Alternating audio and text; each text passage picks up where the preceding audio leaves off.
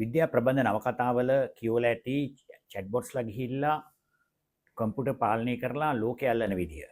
ඇත්තටම අද 2026 පෙබරවාරි වෙනකොට ඒක ප්‍රබන්ධයක් නෙමෙයි. ඕගොල්ලන්ටම ගෙදර ඉඳලා ප්‍රයිවට් චැට්බොට් කෙනෙක් රන් කරලා ඕගොල්ලන්ගේ වැඩ කරව ගන්න ආකාරය බවට පත් වෙලා තියෙනවා කියන එකයි දැන් කියන්න යන්නේ. 2022 23 ChatGPT හොයාගත්තට පස්සේ මේ පහුගිය අවුරුදු කීපෙම අපි කරලා තියෙන්නේ චැට්බොට් එකක් එක්ක කතා කරන. මෙහෙම කතා කරලා එයාගෙන් උත්තර ගන්නවා. ඉතින් ඒක සමහර අය හරියට කරගන්නේ නැහැ. නමුත් 2026 පෙබරවාරි වෙනකොට ඇත්තටම මේ චැට්බොට්ලත් එක්ක වැඩ කිරීම යථාර්ථයක් බවට පත් වෙලා තියෙනවා. අද ඕගලන්ටත් AI ලව්ව වැඩ ඕගලන්ගේ වැඩ කරව ගන්න පුළුවන්. වෙබ්සයිට් ඇක්සස් කරලා software install කරගෙන ෆයිල් ඇක්සස් කරලා ෆයිල් ලියවන එක කරගන්න පුළුවන්. එහෙනම් ඕගලන්ටත් ඇත්තටම software builder කෙනෙක් බවට පත් වෙන්න පුළුවන්. මම මුල්ම කාලේ හුඟක් ඉස්සර පීට් නෝටන්ගේ DOS commands ගැන තියෙන මේ පොත කියවලා bat files ලියන එක command line එකේ MS-DOS commands ලියන ආකාරය කරා. නමුත් ඊට පස්සේ software engineering වගේ අලුත් jobs ඇති වෙලා මමත් අනිත් domains වලට ගියේ හින්දා ඒ කතාවල් නතර වුණා. මම දැනට software engineer කෙනෙක් architecture කෙනෙක් නෙමෙයි. නමුත් forestry and environment science professor කෙනෙක් වශයෙන් biology සහ AI උගන්වන කෙනෙක් වශයෙන් අපේ වැඩවලට ඒ වගේම ඕගලන්ගේ වැඩවලට දැන් AI භාවිත කරන්න පුළුවන්.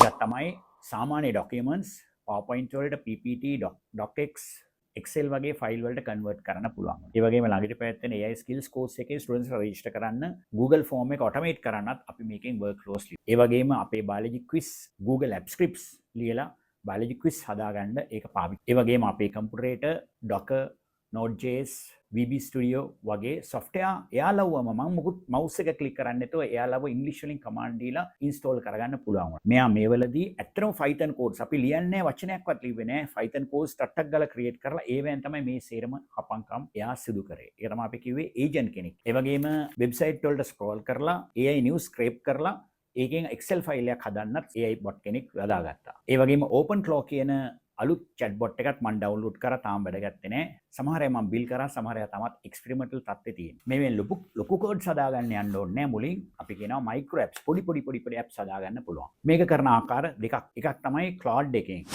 Claude Pro subscription එක තියෙනවා නම් ඔයාලට Claude desktop එක install කරාට පස්සේ ඒකේ සාමාන්‍ය Claude chat එක තියෙන ඊට අමතරව Claude Code උත් දැන් මේ පෙබරවාරි මාසෙ ඉඳලා Claude Cowork පාවිච්චි කරන්න පුළුවන්.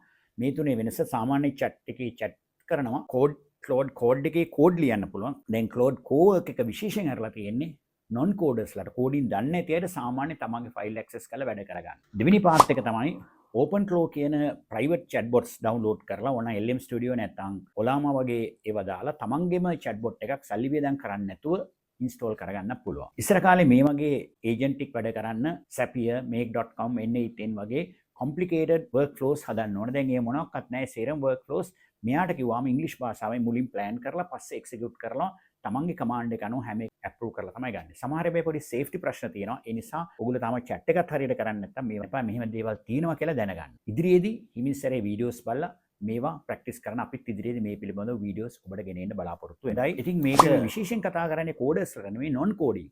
දැන් ඔයගොල්ලෝ biology කරනවා නම් biology apps හදන්න පුළුවන්. ඔයගොල්ලෝ financial නම් financial apps හදන්න පුළුවන්. මේ වගේ ඔයගලගේ domain එකට අනුව එක එකව build කරන්න. යම් ඒවා build කිරීම සඳහා මේ Claude Cowork වගේ agentic AI apps පාවිච්චි කරන්න. ඇත්තටම Gemini එකෙන් ඒ වගේම ChatGPT එකනොත් මේ වගේ ඉදිරියේදී agentic workflows හඳුන්වා දීමට නියමිතයි.